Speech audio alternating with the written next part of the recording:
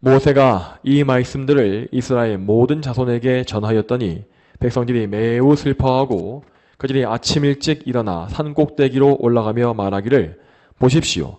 저희가 죄를 지었으니 여호와께서 말씀하신 그곳으로 저희가 올라가겠습니다 하니 모세가 말하였다. 어찌하여 너희는 이와 같이 여호와의 명령을 또 어기느냐? 그 일은 성공하지 못할 것이다. 여호와께서 너희 중에 계시지 않으니 너희가 적들 앞에서 멸망하지 않도록 올라가지 마라. 너희 앞에는 아말렉 족속과 가나안 족속이 있으니 너희가 그 칼에 쓰러질 것이다. 너희가 여호와를 등지고 돌아섰으므로 여호와께서 너희와 함께 계시지 않기 때문이다. 그러나 그들이 경솔하게 산꼭대기로 올라갔고 여호와의 언약궤와 모세는 진영 가운데서 떠나지 않았다. 그 산지에 살던 아말렉 족속과 가나안 족속이 내려와 그들을 쳐서 무찌르며 호르마까지 이르렀다. 아멘. 앉으시기 바랍니다. 이 시간은 민수기 강의 58번째 시간입니다. 오늘은 나의 방식대로 회개하는 것은 헛되고 무익합니다 라는 제목으로 하나님의 거룩한 말씀을 증거하겠습니다. 나의 방식대로 회개하는 것은 헛되고 무익합니다 라는 제목으로 말씀을 증거하겠습니다. 이제까지 우리가 보았던 민수기 14장의 말씀에서 하나님은 가나안 땅에 들어가기를 거절하는 이스라엘 백성에 대하여 심판을 선포하신 바 있습니다. 이 백성들은 하나님의 언약을 믿지 않고 10번이나 반복적으로 불순종한 끝에 결국 가나안 땅에 들어가지 못하는 심판을 받았죠. 그리고 이제 오늘 본문에서 모세는 하나님께서 확정하신 징계가 무엇인지를 모든 백성들에게 전달하였습니다. 하나님은 이스라엘 백성들에 대한 이 형벌, 이 징계를 확정하셨으므로 그 결정은 절대 변경할 수 없었습니다.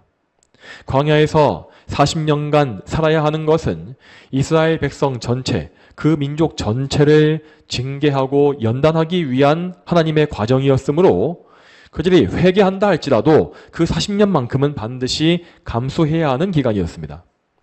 물론 사람의 관점에서 보기에 이 40년이라고 하는 기간은 너무 가혹한 것 같이 보일 수도 있습니다. 그렇지만 그 징계는 백성들이 행했던 그 범죄에 비해서는 정말 관대한 것이었습니다.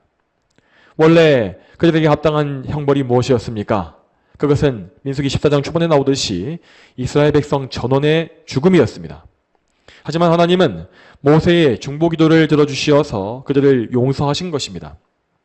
말하자면 하나님은 그들의 죄를 사하시어서 즉각적인 멸망은 면하게 하셨지만 죄의 쓴 열매는 거두게 하신 것이었습니다. 그러므로 이제 백성들이 하나님 말씀에 대해서 보여야 할 합당한 반응은 하나님의 처분을 받아들이고 그분의 너그러우심에 감사하는 것이었습니다. 그들은 마땅히 말씀대로 광야에 돌아가서 그들의 자손들에게 가나안 입성을 준비시켜야 했습니다. 그렇지만 이 불순종의 1세대 백성은 하나님의 명령을 끝까지 거부했습니다. 그들은 광야에서 어쩔 수 없이 죽어야 하는 처지가 되었다는 사실을 받아들이지 못했으며 하나님의 처분이 너무나 가혹하다고 생각하였습니다. 그래서 그들은 자기의 잘못을 뒤늦게 후회하면서 또다시 하나님의 말씀과 반대로 행동하기 시작합니다. 자, 이에 대해서 오늘 본문의 말씀을 한 구절씩 살펴보겠습니다. 먼저 본문의 39절 말씀 같이 한번 읽어보겠습니다. 민수기 14장 39절 말씀 같이 읽겠습니다. 자, 시작. 모세가 이 말씀들을 이스라엘 모든 자손에게 전하였더니 백성들이 매우 슬퍼하고. 아멘.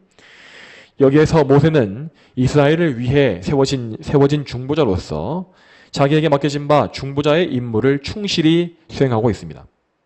여러분, 사실 지금 이 사건, 이 상황에서 제일 슬프고 제일 억울한 사람은 백성들이 아니라 이 모세였습니다.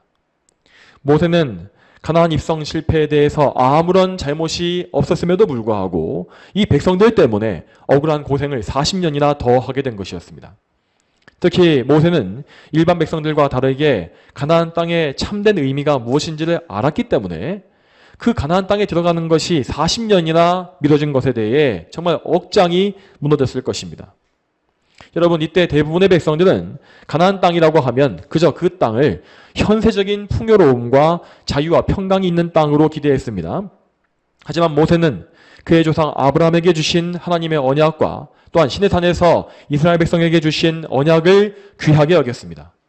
그래서 모세는 하나님의 뜻과 하나님의 언약이 성취되는 것을 간절히 바라는 마음으로, 그러니까 하나님의 영광이 드러나길 바라는 그런 마음을 가지고서 가나안 땅을 소망한 것입니다. 당연히 모세는 그 누구보다도 더 가나안 땅을 애타게 사모했고 그곳에서 이스라엘 백성들이 하나님께 순종하며 예배하는 그런 모습을 정말 보고 싶어 했습니다. 그런 의미에서 모세는 지금 온 백성 가운데서 가장 비통하고 가장 실망스러우며 가장 답답한 심경이었을 것임에 분명합니다.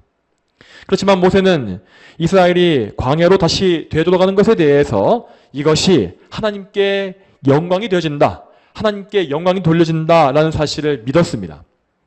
지금 현재 이스라엘 백성의 영적 상태를 볼 때에 그 백성들은 지금 당장 가나안 땅에 들어간다 할지라도 하나님께 영광을 돌릴 수 없었습니다. 그들은 좀 더 광야에서 연단받아야 했고 이 세상에서 물들었던 습관과 성품을 정결하게 씻어내야 했습니다. 그러므로 모세는 하나님께서 이스라엘 백성을 거룩하게 하시기 위해 부여하신 이 광야의 40년 기간을 합당한 연단의 기간으로 받아들이면서 묵묵히 자기의 할 일을 다한 것입니다. 정리하자면 이 39절의 전반부 말씀에는 겉으로 보이지 않는 모세의 심경과 또 태도가 내포되어 있다고 볼 수 있습니다. 여기에서 모세의 심경은 심히 괴롭고 복잡했지만 그럼에도 그는 철저히 자신을 부인했고 오직 하나님의 영광을 기뻐함으로 상황이 어찌되든 간에 거기에서 하나님의 영광이 드러난다라고 한다면 그것을 기뻐함으로써 자기 소명을 수행한 것입니다. 그렇지만 이러한 모세의 마음과 정반대로 이스라엘 백성들은 철저하게 불신앙적이고 완악한 마음을 그런 반응을 보여주었습니다. 39절 마지막 부분을 보시면 거기엔 나와 있기를 백성들이 매우 슬퍼했다라고 되어 있습니다. 자, 이 슬퍼했다라는 말 자체만 놓고 보자면 백성들이 마치 올바른 반응을 보인 것처럼 보일 수도 있습니다. 자, 왜 그렇습니까? 왜냐하면 이 죄라는 것에 대해서 가장 먼저 나와야 하는 반응은 자기 죄를 깨닫고 그래서 하나님께 범죄한 것에 대해서 애통해하는 것이기 때문이죠. 그렇지만 여러분, 여기에서 이스라엘 백성의 슬픔이라고 하는 것은 자기 죄에 대한 애통함이 아니었습니다. 그들은 하나님 앞에서 자기의 이 죄악된 상태를 비통해하는 것이 아니라 형벌을 당한 죄 때문에 벌을 받고 있는 자기의 처지를 슬퍼한 것입니다. 이 슬픔의 감정을 볼 때에 우리는 회개하지 아니하는 죄인의 본성적인 속성을 잘 알 수 있습니다. 여러분, 회개하지 않는 죄인들은 하나님과의 관계에 대한 영적 감각이 없습니다. 이 때문에 그런 죄인들은 자기의 죄가 하나님을 노하시게 하는 것과 하나님의 신성하심을 모독한 것에 대해서 아파할 줄 모릅니다. 그 대신에 그들은 죄가 자기에게 가져오는 고통스럽고 무서운 결과를 아파하고 슬퍼합니다. 이것은 방금 말한 바와 같이 자기의 처지에 대한 슬픔으로서 다른 말로 자기연민이라고 부릅니다. 죄인들은 자기 자신을 죽도록 사랑하며 아끼기 때문에 자기의 처지가 비참해지는 것을 몸소리치게 싫어하는 것입니다. 말하자면 그들은 하나님과 인격적인 관계가 일절 없으므로 하나님과의 관계는 생각하지 아니하며 오로지 자기의 유익함과 편안함만을 생각하는 것이죠. 이러한 죄인의 본성은 옛적에 가인, 그러니까 아담의 아들인 가인이 보여주었던 태도에서도 드러난 바 있었습니다. 자, 이에 대해서 보기 위해서 창세기 말씀을 펼쳐보겠습니다. 창세기 4장 13절과 14절 말씀 펴서 보시기 바랍니다. 가인이 여호와께 말하기를 저의 형벌이 제게 너무 무겁습니다. 보소서 오늘 주께서 저를 지면에서 쫓아내시고 제가 주님의 얼굴을 뵙지 못하게 되면 저는 땅에서 피하며 떠도는 자가 될 것이며 저를 만나는 자마다 저를 죽이려고 할 것입니다 하니. 아멘. 자, 이 말씀의 배경에서 가인은 자기 동생 아벨을 죽인 죄, 이 살인죄에 대한 형벌을 받고 있는 것입니다. 그는 이 자기 친동생의 피를 땅에 흘렸으므로 그 피 흘림 받은 땅에서 저주를 받아 그 땅을 경작할지라도 아무것도 얻지 못하며 또한 땅 위에서 피하며 떠도는 자가 될 것이라고 하였습니다. 자, 사실 구약 성경에서 사람의 피를 흘려 죽인 자는 반드시 자기 피도 흘리는 것이 기본적인 원칙이었습니다. 하지만 이때 당시에 살인을 사형으로 다스리는 법칙은 아직 계시된 바가 없었으므로 하나님은 가인의 목숨을 즉시 빼앗지 아니하신 것입니다. 그러므로 가인이 받은 형벌은 그의 살인죄에 비해서는 아주 관대한 것이었다라고 볼 수 있습니다. 그럼에도 불구하고 가인은 자기에게 내려진 이 벌이 너무나 무겁다고 불평하고 있습니다. 여러분, 왜 가인은 이렇게도 배은망덕하고 주저넘는 태도를 보이고 있는 것일까요?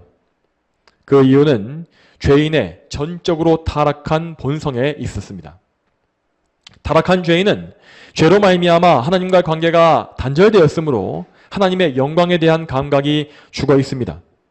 따라서 죄인들은 자기의 죄가 하나님 앞에 얼마나 악한 것인지를 모르며 또한 죄라는 것이 자기를 창조하신 하나님의 뜻을 반대한다는 사실도 모르는 것입니다. 특히 이 가인의 경우에 그는 하나님의 형상으로 창조하신 이 사람을 살인을 통해서 파괴했음에도 불구하고 하나님의 영광을 정면으로 대적한 자기의 죄악이 얼마나 무서운 것인지를 전혀 감지하지 못하고 있습니다. 여러분, 죄인들이 추구하는 가치는 오직 자기의 유익과 이 땅의 보화입니다. 그러므로 죄인들은 죄로 인해 징벌을 당할 때에도 자기에게 돌아올 현세의 손해를 걱정하며 또한 자기가 당하게 될 비참한 일들만을 슬퍼합니다. 이와 같이 극도로 타락한 본성으로 인하여 이스라엘 백성들은 40년간 광야에서 살아갈 그 일만을 끔찍하게 여겼고 그런 명령을 내리신 하나님께 대해서 반감을 품게 되었습니다. 그렇지만 그들은 어쨌든 자기가 지금 하나님의 분노하에 있다는 사실은 알았기 때문에 어떻게든 하나님의 진노를 가라앉히고 그분의 뜻을 설득해내서 광야로 돌아가는 것만은 막으려고 한 것입니다. 자, 이러한 백성들의 속내에 대해서 또 이어지는 말씀을 보겠습니다. 민수기 14장 40절 같이 보시겠습니다. 그들이 아침 일찍 일어나 산 꼭대기로 올라가며 말하기를 보십시오. 저희가 죄를 지었으니 여호와께서 말씀하신 그곳으로 저희가 올라가겠습니다. 아멘. 여기서 우리는 이스라엘 백성들의 뒤늦은 회개를 볼 수 있습니다. 그들은 자신들이 했던 원망과 불순종의 말이 악했음을 인정하면서 다시 가나안 땅으로 가겠다고 말했습니다. 여러분, 이처럼 하나님의 섭리라고 하는 것은 이 죄인들이 자기 죄를 이렇게 스스로 인정하게끔 만드시는 것입니다. 하지만 여러분, 지금 여기에서 이스라엘 백성은 이미 회개할 수 있는 기회가 다 지나간 이후에 헛된 회개를 하고 있습니다. 왜 그들의 회개는 헛된 것이었겠습니까? 왜냐하면 그들의 회개라고 하는 것은 하나님의 은혜로 말미암아 터져나온 회개가 아니라 인간의 본성에서 나온 거짓 회개였기 때문입니다. 여러분, 하나님의 은혜가 임할 때에 죄인은 자기의 죄인됨을 참되게 인정하고 하나님께 복종하게 됩니다. 그렇지만 지금 이스라엘 백성들은 그저 입으로만 자기 죄를 고백했을 뿐이고 실제 행동으로는 또다시 하나님께 복종하지 아니하고 거역하고 있습니다. 하나님은 그러한 그들의 속마음을 다 보셨기 때문에 그들의 겉으로 보이는 위선에 속지 아니하셨습니다. 그리고 하나님은 이미 선고되어진 형벌을 취소하실 뜻이 없었으므로 그들의 회개 역시 받지 아니하셨습니다. 계속 이어서 41절부터 43절까지 말씀을 보시겠습니다. 민수기 14장 41절부터 43절까지 말씀 또 이어서 읽어보겠습니다. 모세가 말하였다. 어찌하여 너희는 이와 같이 여호와의 명령을 또 어기느냐. 그 일은 성공하지 못할 것이다. 여호와께서 너희 중에 계시지 않으니 너희가 적들 앞에서 멸망하지 않도록 올라가지 마라. 너희 앞에는 아말렉 족속과 가나안 족속이 있으니 너희가 그 칼에 쓰러질 것이다. 너희가 여호와를 등지고 돌아섰으므로 여호와께서 너희와 함께 계시지 않기 때문이다. 아멘. 이 말씀에서 모세는 백성들의 행동이 하나님께 대한 반역이라고 분명히 말해 주었습니다. 백성들은 무척 슬퍼하면서 회개하는 것처럼 보였지만 모세는 그들의 회개가 참된 회개가 아님을 알았던 것입니다.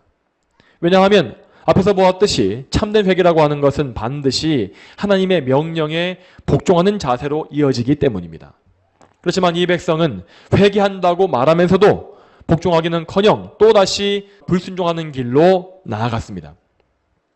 그리고 여기에 이어서 모세는 그들이 계획하고 있는 전쟁이 성공할 수 없다고 말하였습니다. 여러분, 여기에서 모세는 어떻게 해서 그들의 실패를 이렇게 확신할 수 있었겠습니까? 그가 말하고 있는 이유는 명확합니다. 하나님께서 그들과 함께하지 않으시기 때문이다 라고 하는 이유였습니다. 42절에서 모세는 말하기를 여호와께서 너희 중에 계시지 않으니 라고 하였고 43절에서 또 말하기를 너희가 여호와를 등지고 돌아섰으므로 여호와께서 너희와 함께 계시지 않기 때문이다 라고 반복하여 말하였습니다. 이 말씀 그대로 하나님은 순종하지 아니하는 자들과는 함께하지 아니하십니다. 여러분, 여기에서 우리는 순종에 대한, 이 순종이란 것에 대한 하나님의 기준과 인간의 생각이 얼마나 다른지를 잘 봐야 합니다.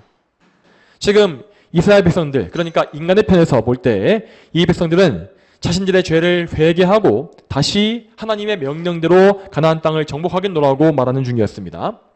그러니까 이 백성들은 자신들의 생각과 자기의 기준에서 하나님께 나름대로 순종하는 중이었던 것입니다. 그렇지만 이 순종이라는 것은 어디까지나 제 멋대로 자기 마음대로 행하는 것으로서 하나님의 말씀과는 정반대였습니다. 여러분, 하나님께서 가나안 땅에 올라가라, 그 땅을 정복해라 라고 하신 명령은 그 명령은 이미 지나간 뒤였습니다. 그리고 지금 하나님의 명령은 가나안을 등지고 돌아서서 광야로 나아가라 라는 것이었습니다. 그럼에도 불구하고 이스라엘은 이 명백한 명령을 못 들은 채 하면서 자기가 원하는 방식대로 하나님께 순종하겠다며 나선 것입니다. 여러분, 여기에서 우리는 하나님의 말씀을 듣는 것, 말씀을 듣고 말씀대로 행하는 것이 얼마나 중요한지를 알아야 합니다. 여러분, 잘 들으시기 바랍니다. 우리의 본성은 하나님의 말씀에 귀 기울이지 않기 때문에 우리가 순종할 때조차도, 순종하려고 할 때조차도 나의 기준과 내 방식대로 순종을 해보려고 노력을 합니다. 그래서 우리는 하나님의 계명을 특히 들을 때, 계명 말씀을 들을 때에 단지 내가 보기에 계명에 어긋나 보이는 행동과 생각을 고치려고 드는 것입니다. 여러분, 그렇지만 하나님께서 십계명, 또 율법과 하나님의 명령을 통해서 우리에게 말씀하고 계시는 순종이라는 것은 우리의 행동을 스스로 고쳐봐라 라는 것이 아니라 먼저 너희의 무능함을 인정해라 라는 것입니다. 죄인들은 애초부터 하나님의 명령에, 계명에 순종할 수가 없는 존재이기 때문에 자기의 노력으로 순종해 보려고 하는 그런 노력부터 먼저 포기해야 합니다. 그리고 여러분은 여러분의 의가 되시는 예수 그리스도를 바라보시면서 예수님의 의로서 의롭다함을 얻고 그분께서 내 안에 사시는 그런 삶을 살아가야 하는 것입니다. 이처럼 성경이 말씀하고 있는 순종이란 것은 먼저 철저한 자기 부인을 요구하며 그리스도로 말미암아 하나님께 충성하는 것을 말씀하고 있는 것입니다. 그러나 만일 우리가 이러한 성경의 명령에 따르지 아니하고 계속 나 자신의 방식, 그러니까 나의 노력으로서 내 의를 세우는 그런 방식을 고수하게 되어지면 우리는 저 이스라엘 백성들과 같이 헛된 회개와 거짓 순종에서 계속 맴돌 수밖에 없습니다. 자, 그러면 다음으로 또 이어서 본문의 마지막을 보겠습니다. 오늘 본문 민수기 14장의 44절과 45절 말씀 같이 읽어보겠습니다. 그러나 그들이 산 꼭대기로 올라갔고 여호와의 언약궤와 모세는 진영 가운데서 떠나지 않았다. 그 산지에 살았던 아말렉 족속과 가나안 족속이 내려와 그들을 쳐서 무찌르며 호르마까지 이르렀다. 아멘. 여러분, 이 구절에서 우리는 헛된 회개와 거짓 순종의 결말이 어떠한지를 잘 볼 수 있습니다. 지금 우리는 이 사건 중에서 가나안 땅에 억지로 올라갔던 백성이 몇 명이었는지는 정확히 모릅니다. 그렇지만 이 말씀의 전후 맥락을 볼 때에 가나안 땅에 이렇게 억지로 갔던 사람들은 전체 회중 가운데 일부, 소수였던 것으로 보여집니다. 그리고 여전히 많은 수의 백성은 광야에 남아서 그들의 이웃이 전쟁에서 패배하는 모습을 지켜보는 중이었죠. 여러분, 이 장면에서 우리는 이스라엘 백성에 대한 징계가 둘로 나뉘어지는 것을 볼 수 있습니다. 하나님께 끝까지 거역하여서 가나안 땅에 억지로 밀고 들어갔던 자들은 그 당일에 죽임당하여 멸망하였습니다. 그러니까 이 사람들에 대해서만큼은 하나님께서 처음에 선포하신 죽음의 심판이 즉시 임한 것이죠. 그렇지만 뒤늦게라도 하나님의 말씀을 들었던 백성들은 즉각적인 멸망은 피하였고 무사히 광야길로 나갈 수 있었습니다. 말하자면 그 나머지 백성들에게는 40년간 심판이 유예되었고 그 기간 동안에 회개의 기회를 조금이나마 더 얻은 것입니다. 여러분, 여기에서 우리는 하나님의 악하게 대적하는 자들이 어떤 결말에 처하는지를 볼 수 있습니다. 회개를 거절하고 의도적으로 불순종하는 것은 자기의 생명을 스스로 죽이는 일이며 하나님의 임재를 등지는 것과 같다고 되어 있습니다. 방금 읽었던 44절 말씀은 분명히 기록하기를 여호와의 언약궤와 모세는 진영 가운데서 떠나지 않았다라고 하였습니다. 여러분, 여기에서 언약궤와 모세를 잘 보시기 바랍니다. 먼저 구약의 이스라엘에서 언약궤라고 하는 것은 하나님의 임재하심을 상징하는 성물이었습니다. 그래서 이스라엘은 광야를 행진할 때와 가나안 땅을 정복하러 들어갈 때에 언약궤를 앞세우고서 행진해 갔던 것입니다.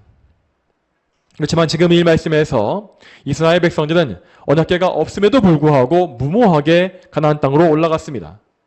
그러니까 이들은 하나님의 임재가 있든지 없든지 간에 신경 쓰지 아니하고 자기의 뜻을 관철시키려고 하였던 것입니다. 또한 언약궤 다음에 나와 있는 모세는 이스라엘과 하나님 사이에 서 있는 중보자였습니다. 즉, 이 백성은 모세가 행하고 있는 이 귀중한 정말 중대한 중보의 사역을 무시한 채로 무리한 전쟁을 감행한 것입니다. 정리하자면 지금 이 백성들은 하나님의 임재하심과 중보의 은혜가 없이 전쟁을 치르려 한 것입니다. 이들은 가나안 전쟁이 무엇인지, 이 전쟁의 성격이 어떠한지를 전혀 몰랐기 때문에 이렇게 치명적인 오류를 범하고 말았습니다. 여러분, 가나안 전쟁이란 것은 일반적인 정복전쟁과 같이 군대의 힘과 무기의 능력과 사람의 지략으로 치르는 전쟁이 아니었습니다. 이 전쟁은 하나님께서 행하시는 것으로서 가나안 족속들의 죄악을 심판하기 위한 심판 전쟁이었죠. 이스라엘에게는 애초에 그 족속들을 이길 군사적인 능력이 없었지만 그들은 심판의 도구로 선택받은 것이었습니다. 따라서 그들은 자신들의 역할이 무엇인지를 알므로 반드시 믿음으로 하나님께 의지해야 했고 하나님의 임재하심과 동행하심을 간절히 구하는 가운데에서 전쟁을 치러야 했습니다. 이러한 이유로 해서 오늘 이 말씀 결론에서 이스라엘 백성의 패배는 너무나 자명한 것이었습니다. 자, 그러면 이제 다음으로 오늘 말씀에서 우리에게 적용할 것이 무엇인지를 좀 더 자세히 보겠습니다. 여러분, 오늘 우리는 이스라엘 백성들의 끔찍한 불순종과 완고함을 잘 보았습니다. 여기 나와 있는 백성들은 마치 죽기로 정해진 사람들처럼 지나치게 완고하고 지나치게 강팍한 태도를 고수하다가 결국 망하게 되었습니다.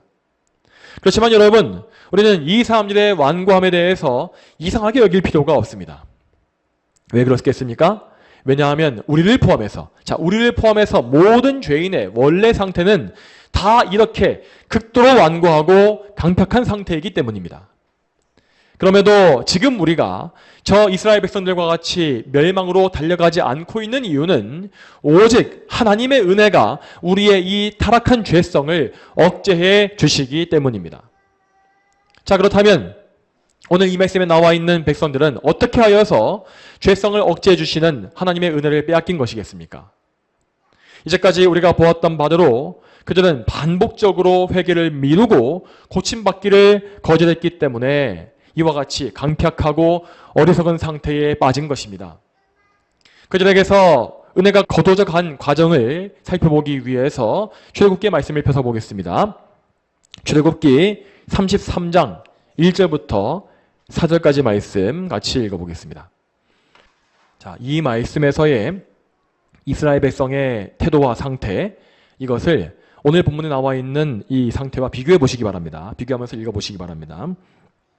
여호와께서 모세에게 말씀하셨다. 내가 이집트 땅에서 인도하여 낸 백성과 함께 여기서 떠나 내가 아브라함과 이삭과 야곱에게 맹세하여 내가 내 자손에게 주겠다 한 그 땅으로 올라가거라.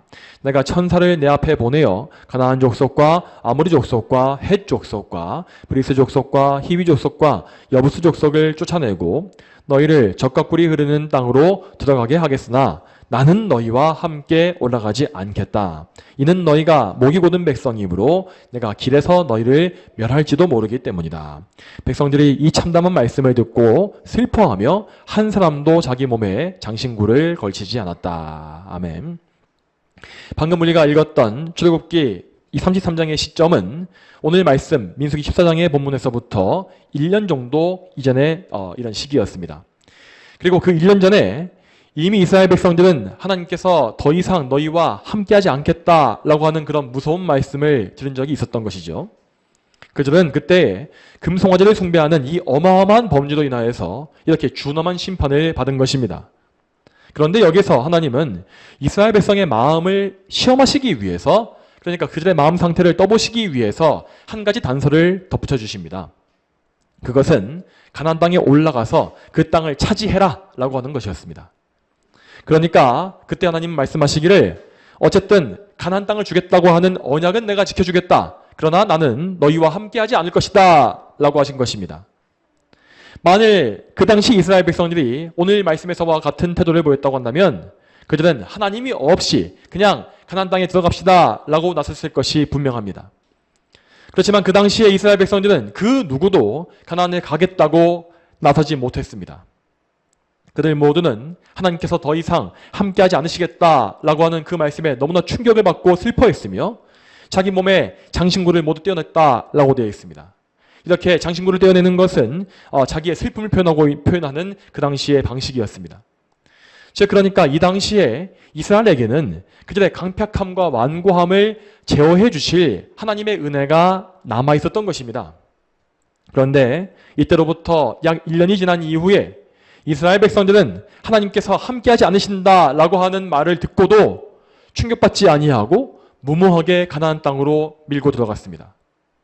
물론 오늘 본문의 이 상황에서 그들은 앞으로 40년간이나 광야에서 지내야 한다라는 말씀 때문에 이성을 잃었을지도 모르겠습니다. 그렇지만 이 말씀, 오늘 본문의 말씀은 분명히 이 백성들의 태도와 행동 방식이 과거보다 더 나빠진 것을 분명히 보여주고 있습니다. 그들은 1년 전에 하나님께서 함께 하시지 않는 것을 슬퍼하면서 나름대로 회개의 표시를 드러냈습니다. 그리고 그들은 함부로 움직이지 아니하고 그 자리에 멈춰 있었습니다.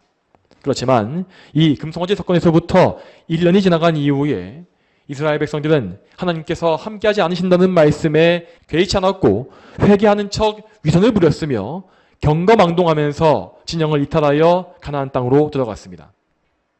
정리하자면 이 백성들은 하나님께 거역하는 죄는 출애굽기 33장과 민수기 14장에서 똑같이 지은 것이었지만 그 범죄 이후에 이어지는 행동이 완벽하게 딴판으로 변질된 것입니다. 즉 그들은 이제 죄에서 돌이키지 아니하고 반복적으로 거역한 결과로서 더 강팍한 마음과 훨씬 더 완고한 태도를 가지게 되었다라는 것입니다. 여러분, 이러한 변화는 단순히 사람의 심리와 습관 등이 바뀐 것을 말하는 것이 아닙니다. 원래 사람이라고 하는 존재는 전적으로 타락했기 때문에 그 마음과 습관과 태도, 행동 모든 면이 하나님의 뜻과 원래 다 반대로 향하게 되어 있습니다. 그러므로 이스라엘 백성의 상태가 더 나빠진 것 같이 보이는 그런 이유는 근본적으로 그들에게 주어진 하나님의 은혜가 거둬졌기 때문임을 알아야 합니다. 여러분, 우리는 이 말씀에서 죄를 억제해 주시는 하나님의 은혜가 얼마나 귀한 것인지를 알아야 합니다.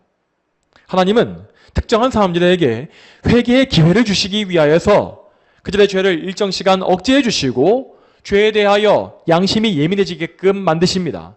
그렇지만 그러한 은혜를 받은 사람들이 즉시 회개해서 그리스도를 믿지 아니하면 하나님은 죄를 억제하시는 그 은혜를 점점 더 거두어 가시는 것입니다.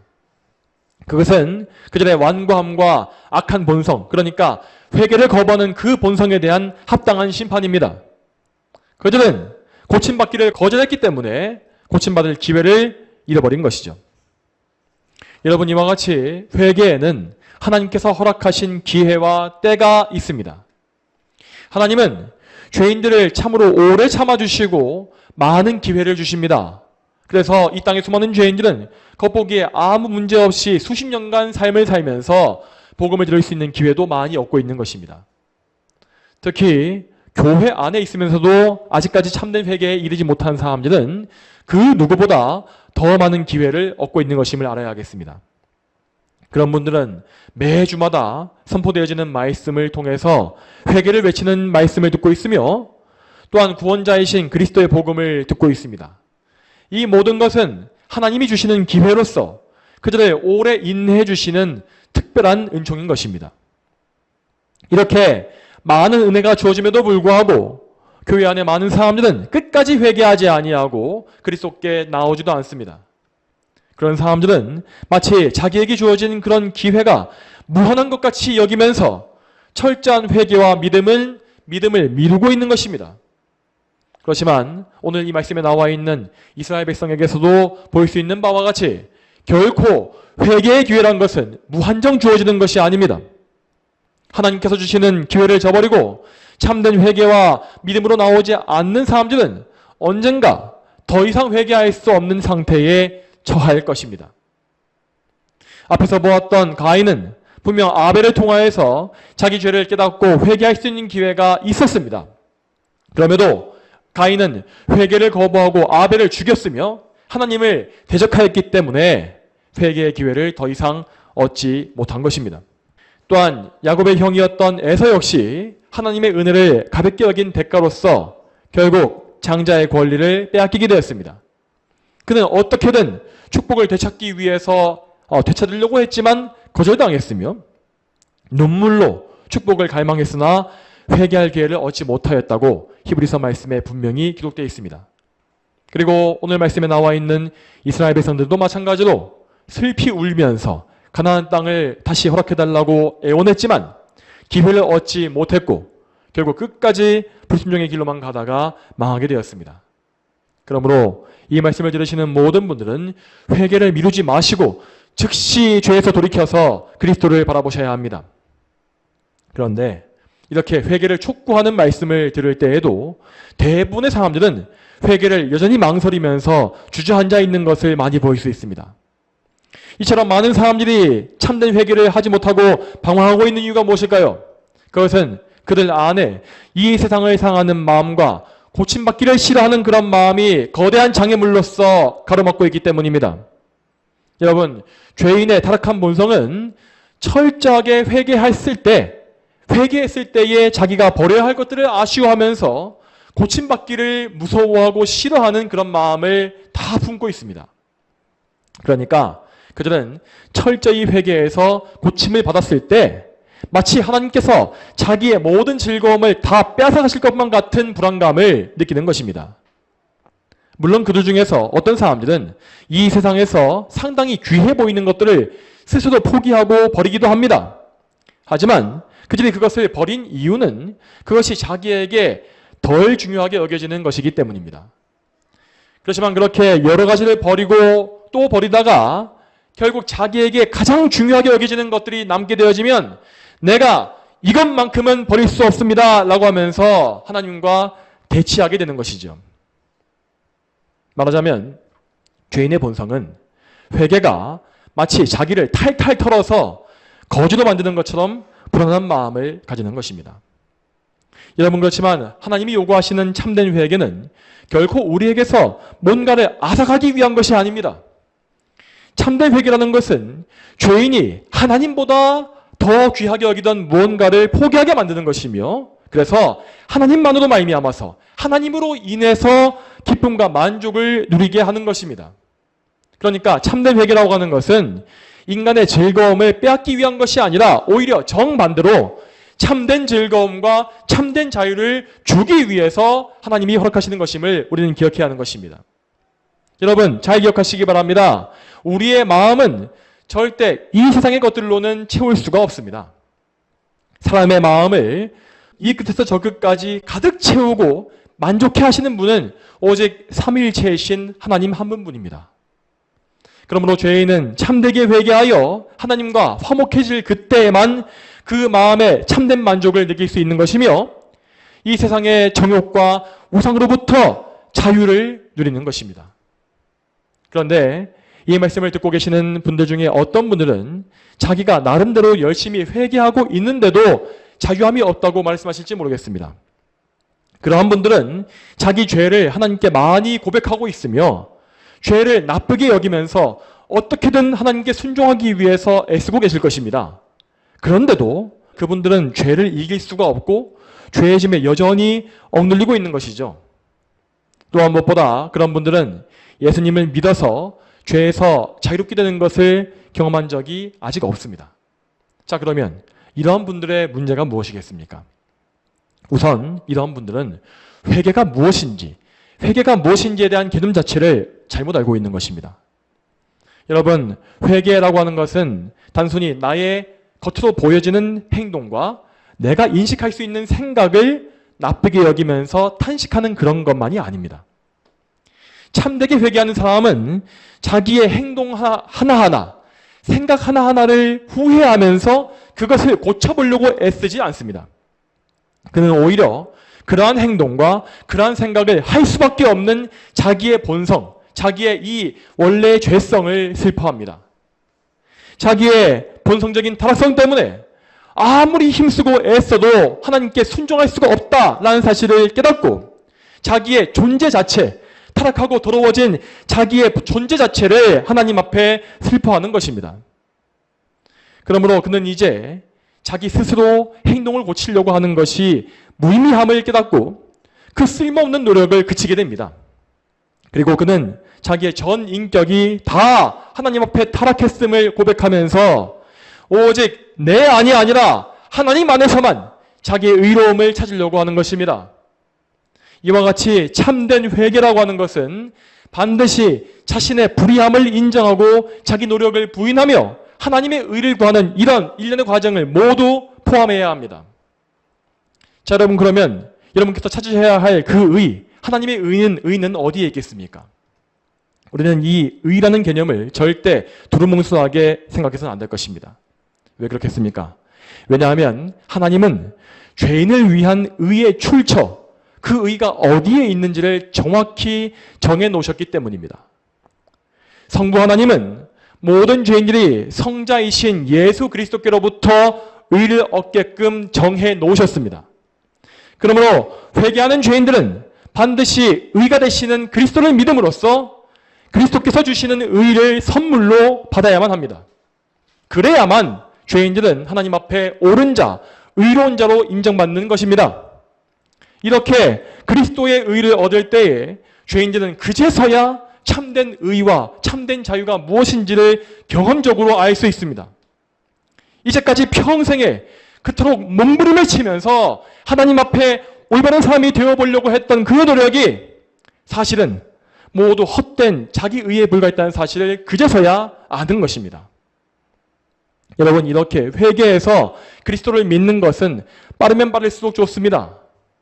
회개를 미루는 것은 자신을 멸망의 위험에 내모는 것입니다. 마치 이스라엘 백성이 언약궤와 모세가 없이 가나안 땅에 달려간 것과 같이 회개를 미루는 사람들은 하나님의 임재와 그리스도의 중보하심이 없이 위험천만한 세상길을 가는 것과 같습니다. 그러므로 오늘 여러분은 말씀이 명령하고 있는 바대로 참된 회개를 하셔야 합니다. 이제껏 여러분께서 고수해 오셨던 잘못된 방식을 버리고 자기의 모든 노력과 공로를 먼저 부인해야 하는 것입니다. 그리고 여러분은 오직 그리스도께만 하나님의 의가 있다는 사실을 믿고 그리스도 앞에 달려가서 그리스도의 의를 간절히 구하셔야 합니다.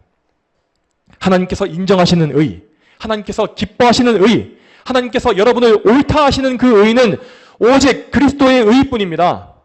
그러므로 다시 말씀드리지만 여러분은 모든 헛된 노력을 버리고 예수 그리스도만을 바라보시기를 바랍니다. 그리스도를 바라보고 믿어라 라고 하는 것은 하나님의 명령입니다. 이 명령대로 순종하여 믿는 자는 구원을 얻을 것이지만 이 명령에 불순종해서 스스로 의를 이루려 한 사람은 망할 것입니다. 사랑하는 여러분, 오늘 이 말씀을 통해서 부디 참된 회개가 무엇인지를 바르게 아시기를 바랍니다. 여러분은 이 말씀을 제가 드리는 권면이 아니라 하나님의 명령으로 들으시면서 말씀대로, 말씀에 나와 있는 대로 회개하셔야 합니다. 여러분께서 여러분의 방식과 여러분의 신앙생활의 이제까지의 그런 습관대로 회개하면서 돌이키려고 애쓰는 것은 아무 의미가 없고 오히려 여러분에게 죄의 무거운 짐만 더할 뿐임을 반드시 아시길 바랍니다. 거룩하신 하나님께서 이 말씀을 듣는 모든 분들에게 참된 회개와 구원의 은혜, 그 놀라운 은혜를 다 허락해 주시기를 주님의 이름으로 축복합니다. 다 함께 기도하시겠습니다. 하나님 아버지, 오늘도 민수기의 말씀을 통해서 이스라엘 백성의 헛된 회개, 헛된 순종의 모습을 우리가 보고 또 그 결과가 얼마나 끔찍했는지를 저희가 보게 하심에 참으로 감사드립니다. 하나님은 참으로 선하신 분이어서 이렇게 악인들이 멸망했던 그런 사건을 통해서도 오히려 선한 것들을 우리에게 보여주시고 하나님의 뜻이 무엇인지를 알게 하시며 또 회개의 열매를 맺게 하십니다.